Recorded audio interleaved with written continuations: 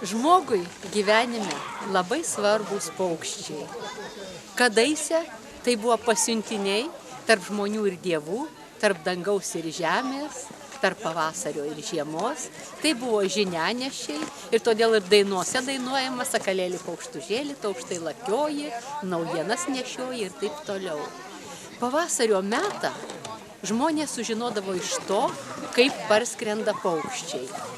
Be abejo, mums gyvenantiems miestuose labai sudėtinga. Per miestus paukščiai nedaug skrenda, stengiasi juos aplenkti.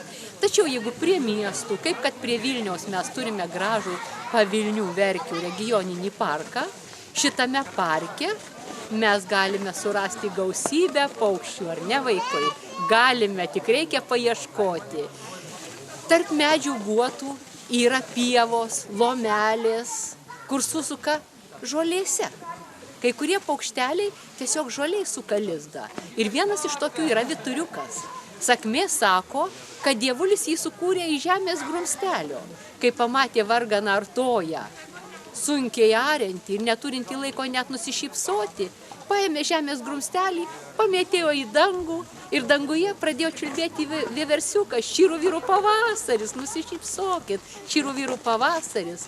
Taigi ir dabar žmonės, kai išgirsta vieversiuko giesmelę, o jos laukia apie vasario 24 dieną, kuris sutapatinta su Motiejaus diena, taigi žmonės nusišypso, pakartoja vieversio giesmelę ir yra laimingi. Beje, vaikams vieversio dieną, jeigu žiemą jie ilgai sėdėdavo troboje, tai vieversio dieną būtinai liepdavo išbėgti ir pabėgioti aplink sodybą, po sodą ir taip toliau, o kai jie grįždavo, jiems mamos iškepdavo bandelę iš įvairiausių rūšių grūdų. Praeina vieversio diena, bet pavasarį daug paukščių. Ir vaikams suaugusieji nori padaryti kuo daugiau gražių dienų. Kovas.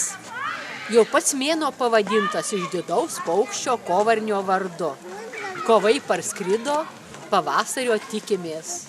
Dailininkai piešia tuos paukščius, na, o kovarnį varną apdainuoja ir dainos, nes jie parneša laiškus iš karo laukų. Taigi, kovui skirtas visas mėnuo. Ir sakydavo, kad kai kovai parskrisdavo, tai senoliai mūsų balnodavo žirgus ir patraukdavo į karo žygius. Su dievaičiu kovu, na, į karą arba į kovą. Kovo 4 dieną paskiriame varnėnui, špokui, šnekučiui. Labiausiai man patinka šitas pavadinimas – varnėnas šnekutis, nes varnėnas iš tiesų yra šnekutis. Jis ne tik tai čiauška savo kalbą ir žmogui reikia išversti, bet jis išmoksta ir žmonių kalbos. Ir išėjęs rytą gali girdėti labas rytas. Labas rytas, jeigu žmonės toje sodyboje moka pasisveikinti. Na, jeigu žmonės vartoja kitokius žodžius, varnėnas gali išmokti kitokių žodžių. Kaip afrikiečių papūga išduoda savo šeimininko kalbėseną ir charakterį, tai prie namų gyvenantis varnėnas irgi gali mus pasitikdamas pasakyti, kokie čia žmonės gyvena, ar keiksmininkai, ar gražiažodžiai. Bet varnėnas ne dėl to mums svarbus. Varnėnas apžiūri visą sodelį, nurankioja visus kirminėlius ir todėl mes turime obuolių ir visokiausių kitokių vaisių. Tai už tai varnėnui žmonės ir kelia inkilėlius. Na, kartais va to.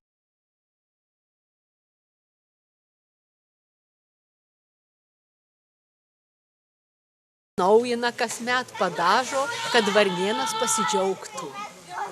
Varnėnas jau dar vienas sparnas į pavasarį. Jau atskridus tiems paukšteliams, žmonės pradeda žvalgytis, ar jau paukštlėkis. Na, ir sakoma, kad kovo 10 dieną, kuris senuose kalendoriuose yra 40 paukščių diena, Lietuvoje turėtų būti jau 40 rūšių paukščių.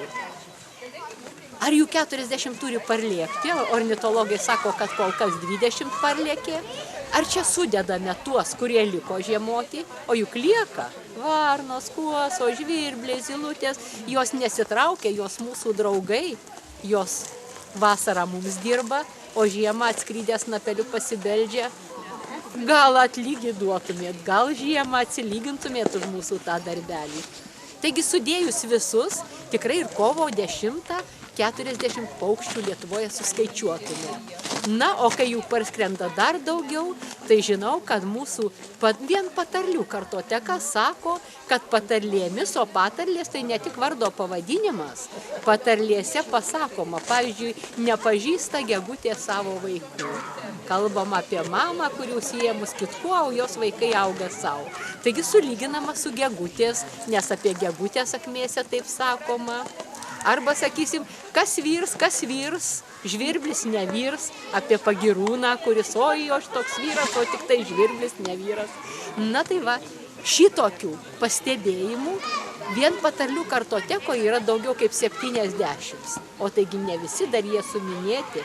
Mūsų paukščiai labai gausūs ir mes bevaikščiodami aplink, kas palei Vilnių, kas palei savo miestus, miškuose galim pamatyti įvairiausių spalvų, išgirsti įvairiausių balsų, o jeigu gerai įsiklausysime, pradėsime ir pažinti, ir suprasti, nes kiekvienas jų turi savo kalbą. Todėl yra garsų pamėgdžiojimai. O kas yra garsų pamėgdžiojimai? Tai nėra varna kra, gegutė kuku, o tai yra paukščių balsų vertimas į žmonių kalbą. Gegutė sako, kuku, kur tu, viriau taukų, pyliau taukų. Arba kas nors kitas pempelė sako, gyvi, ar sveiki, ar gyvi, nebūkit klyvi, lizdų neardykit, mūsų nevaikykit. Pempelė atskrenda dar vėliau negu 40 paukščių ir tai yra kovo 19 diena.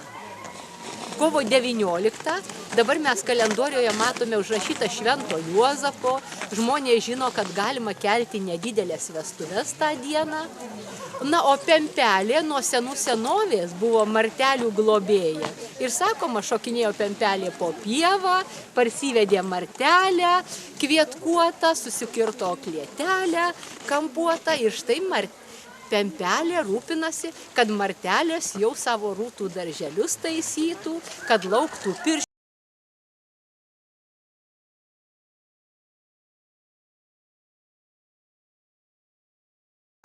Apie vaikus, apie gyvus žmonės, sveikus ir gyvus, kurie turi užsiimti pavasario darbais. Su pempe, nesulaukus pavasario, žmonės su dar didesniu ilgesiu pradeda žvalgytis, o gal jau gandras suka kokį nors ratą.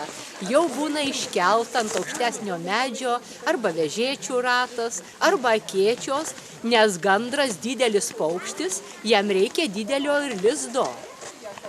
Kam užtenka inkiliuko, kam užtenka žolės kuokštelio, o gandrui reikia didelio plataus lizdo, kuris yra skrydžio, pakilimo ir nutūpimo aikštelė. Taigi, žmonės prie namų įkėlę į gandralizdžiams pamatą laukia. Atskris gandrų pora, įsikurs ar ne. Sakoma, kad sodyba, prie kurios gyvena gandrai, bus laiminga, jinai niekada nedegs, jo žmonės sutars. Na, iš kitos pusės, jeigu žmonės pradės pyktis, gandrai gali palikti tą sodybą ir tada nelaimės gali sugrįžti. Su gandru draugaujama, iš gandro laukiama vaikučių, broliukų, sesučių, o paskui dar mažesnių anūkėlių ir anūkyčių, visi kažko laukia. Bet jeigu pavasaris toks ilgas, snieguotas kaip šių metų pavasaris, tai labiausiai laukia, kad gandras parneštų ant uodegos kielę. O kielė, kurią žmonės dar vadina lecpira, mažiukė paukštelė, bet turi ilgas ir stiprias kojas. Ir jis sako, čirkai spirsiu, tik parūks. O kai parūks, išgaruos ledai, tada žolytė pakils ir pavasaris bus tikras, žalias, gražus.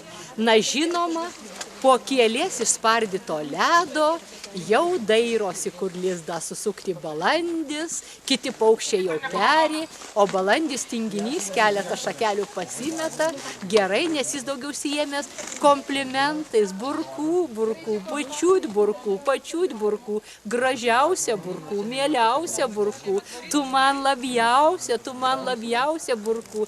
Na, šneka balandis, bet vis tiek balandžiukus peri, tam reikia nemažai laiko, todėl balandžiui paskirtas irgi visas balandžio mėnuo. Na, o po to jau atskrenda gegutė, pasižiūri, kad ir mūsų vaikai po metų kitų jau paaugę į jaunuolius ir merginas ir pradeda jiems kukuoti laimę.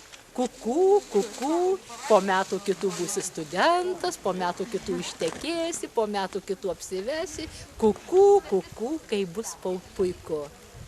Taigi pavasarį pradėkite žvalgytis į paukščius ir vasarą irgi pasiklausykite jų giesmės, o ypač devynbalsės lakštingalos giesmės, kurią vien ištraliuoti būtų, na, užtektų visos nakties nuo saulėlydžio iki saulėtekio.